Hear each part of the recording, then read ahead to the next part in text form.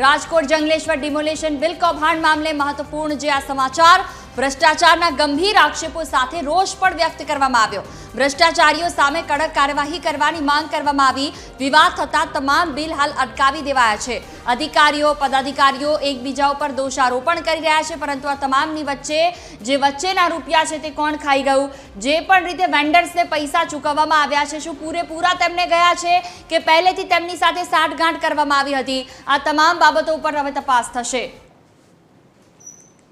રાજકોટના જંગલેશ્વરમાં જે ડિમોલેશન થયું હવે તે ક્યાંક ને ક્યાંક વિવાદોમાં સંપડાય છે, કારણ કે એક તરફ લોકોના આશરા છીનવાઈ રહ્યા હતા, ત્યારે બીજી તરફ સરકારી અધિકારીઓ પૈસાના ખોટા ભ્રષ્ટાચારના બિલ બનાવી રહ્યા હતા। ત્યારે સ્થાનિક આગેવાનો આપણી સાથે છે। શું નામ આપનું? મયુરભાઈ, આ જે જંગલેશ્વરમાં ડિમોલેશન થયું, આપ પણ અહીંયા રહો છો, એના જે બિલ હવે બહાર આવી રહ્યા છે કે ખાણીપીણીનું 27 લાખનું, પાણીનું 12.5 લાખનું ને મંડપ સર્વિસનું 6.5 લાખનું, એને લઈને શું કહેશો આપ?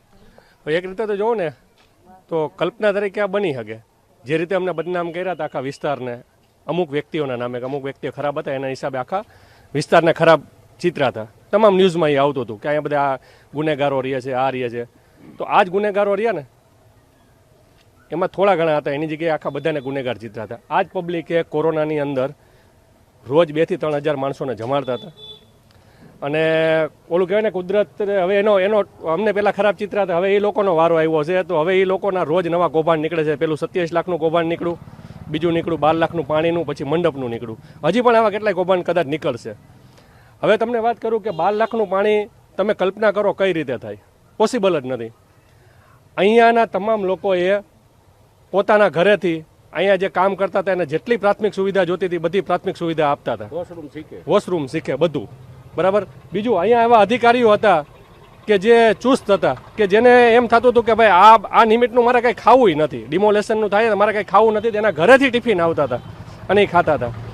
એટલે બીજી વસ્તુ એક અગત્યની છે કે આ વખતે જે ઉપર જે ટર્મ નવી બની છે ને, જે શુક્લાજી બેઠા છે ને નેહલભાઈ અને એની ટીમ, તો એને એક આભાર માની છે કે એને આ કૌભાંડને પર્દાફાશ કર્યો છે, અને અમે એને હજી રિક્વેસ્ટ કરી છે કે આ કૌભાંડની અંદર તળિયા લગીને જાય, અને આમાં જેટલા પણ લોકો હોય એને યોગ્ય એની ઉપર જે કાનૂની કાર્યવાહી થતી હોય થાય। સાથે સાથે વાત કરીએ, તમે પણ સમૂહ લગ્નનું આયોજન કરો છો, કોરોનામાં લોકોને જમેડ આવડા ખર્ચા થતા હોય છે? સમૂહ લગ્નમાં જે સમિતિના લોકો જે કંકોત્રી આવે ને, કંકોત્રીમાં અમે ઘણીવાર જોતા હોય કે 5 થી 6 લાખનું જે સમિયાણાનું બિલ થતું હોય। હવે સમિયાણામાં કેવું હોય કે અમારે જે 20 સમાજના લગ્ન થાય તો સમાજના આહિર સમાજના લગ્નમાં 60 દીકરીઓના લગ્ન હોય, એટલે સ્વાભાવિક માનો કે 60 મંડપ ફેરા ફરવા માટેના, ત્યાર પછી 120 થાય ઉતારા માટેના, જમણવારના, મહેમાન માટેના, તો એ લગભગ આવડું બિલ નથી થતું એમ। આપ પણ આ વર્ષોથી અહીંયા વિસ્તારમાં રહ્યો છો, તમે કોરોનામાં લોકોને જમાડ્યા, આવડા બિલ થાય જમણવારના? કોઈ દી નથી થયા। આમાં 2-3 હજાર માણસને જમાડ્યા, 1.5 મહિનો અમારું 7 લાખ રૂપિયાનું બિલ હતું।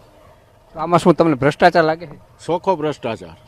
શું કાર્યવાહી થવી જોઈએ? આ ભ્રષ્ટાચાર માટે થઈને ડિમોલેશન કર્યું હોય અત્યારે અમને તો એવું દેખાય છે। અધિકારીઓ વિરુદ્ધ શું પગલાં લેવા જોઈએ? અધિકારીઓ વિરુદ્ધ પગલાં લેવા જોઈએ, પદ અધિકારીઓ વિરુદ્ધ પણ લેવા જોઈએ, જે કોઈ પણ આમાં સામેલ હોય એને માટે પગલાં લેવા જોઈએ।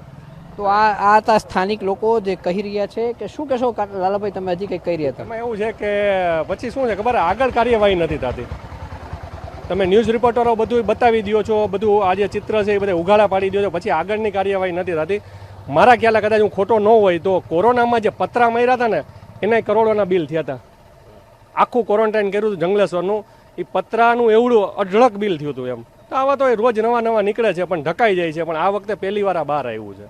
તો સ્થાનિક લોકો કહી રહ્યા છે વારંવાર મહાનગરપાલિકાના અધિકારીઓ હોય, પદાધિકારીઓ ભ્રષ્ટાચાર કરતા હોય છે, પરંતુ પ્રથમ વખત આ છે કૌભાંડ બહાર આવ્યું છે, તો હવે પગલાં પણ એ લોકો સામે લેવાય તેવી માંગ સ્થાનિક લોકો કરી રહ્યા છે। કેમેરામેન રવિ ચાવડા સાથે રવિ મોટવાણી, TV13 રાજકોટ।